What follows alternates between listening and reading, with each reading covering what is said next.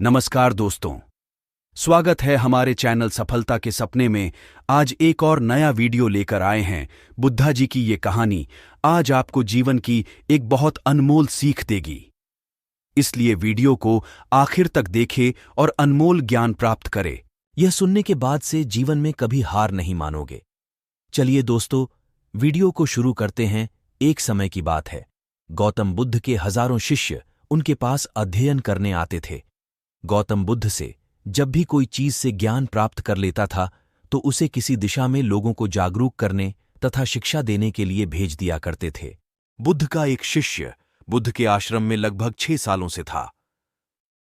वह शिष्य महात्मा बुद्ध के पास आया और बुद्ध से कहा, मुझे यहां आए लगभग 6 साल हो गए। मेरे बाद कितने शिष्य यहां पर आए? उनमें से सभी शिष्य को आपने ज्ञान देने के लिए किसी न किसी दिशा में भेज दिया, लेकिन मुझे अभी तक नहीं भेजा। आखिर ऐसा क्यों? क्या मुझे आपका ज्ञान प्राप्त नहीं हुआ है? बुद्ध मुस्कुराए और बोले, यह तो तुम्हें खुद ही समझना पड़ेगा कि मेरा ज्ञान तुम्हें प्राप्त हुआ है या नहीं। शिष्य बोला, हे बुद्ध, आपने इन 6 सालों में जो मुझे उपदेश दिया है वह मुझे सब याद है। आपकी बताई हुई एक एक बात मुझे सब याद है।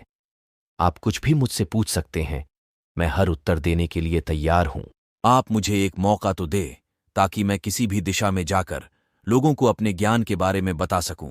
इस पर बुद्ध ने बोला कि ज्ञान की बात को याद रखने से कोई फायदा नहीं जब तक तुम उस आदत को खुद नहीं अपनाओ।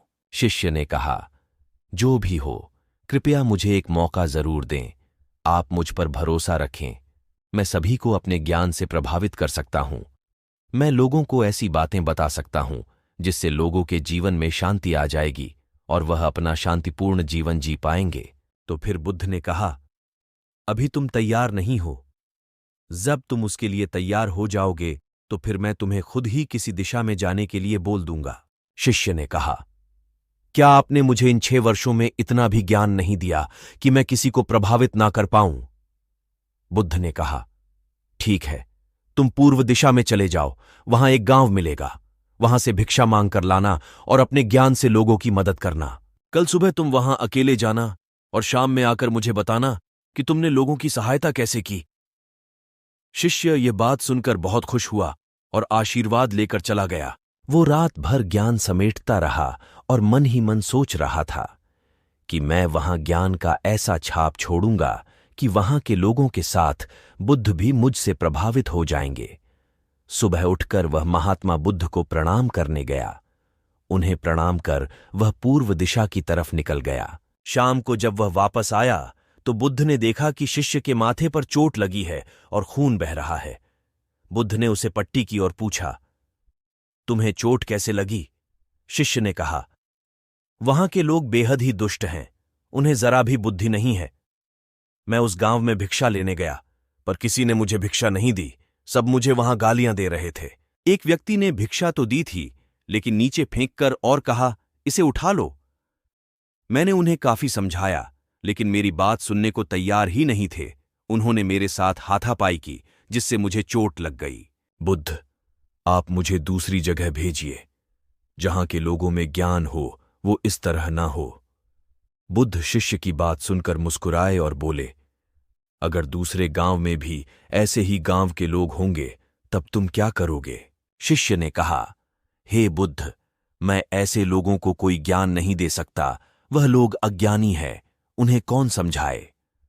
बुद्ध ने कहा, वह लोग अज्ञानी नहीं बल्कि ज्ञानी है। उनके पास बहुत ज्ञान है, परंतु उनके पास खुद का ज्ञान है। अब अगर तुम किसी दूसरे के ज्ञान को चोट पहुंचोगे तो वह कुछ तो कहेंगे ही। तुम्हें ऐसे लोग हर जगह मिलेंगे, तब तुम अपना ज्ञान उन्हें कैसे दोगे? बुद्ध ने कहा, आज तुम आराम करो, कल शाम को मेरे पास आना। शिष्य बुद्ध को प्रणाम करके चला गया। अगली शाम जब वह वापस बुद्ध के पास आया तब वहां बुद्ध के एक और शिष्य मौजूद थे। उनके हाथ में भी चोट लगी हुई थी।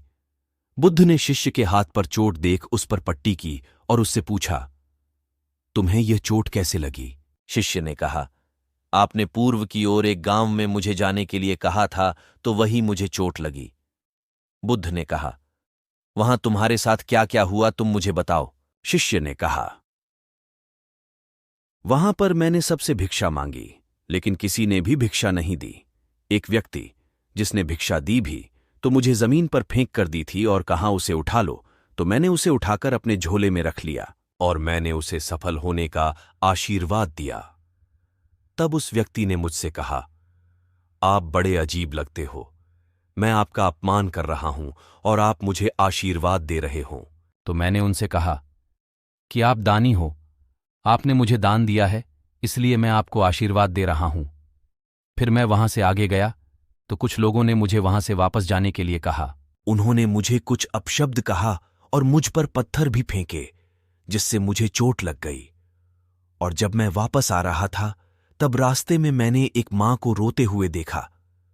वह अपने बीमार बच्चे को लेकर चिंतित थी। मैं तुरंत जंगल से जाकर उसके लिए जड़ी बूटी लाया, लेकिन वहां के कुछ लोग जड़ी बूटी देने नहीं दे रहे थे। फिर मैंने उनसे विनती की वह मुझे उस बच्चे का इलाज करने दे, उसके बाद वह जैसा कहेंगे मैं ठीक वैसा ही करूंगा। फिर जिस व्यक्ति ने मुझे भिक्षा दी थी उसने गांव वालों को समझाया। तब उन्होंने मुझे उस बच्चे को जड़ी बूटी लगाने दी।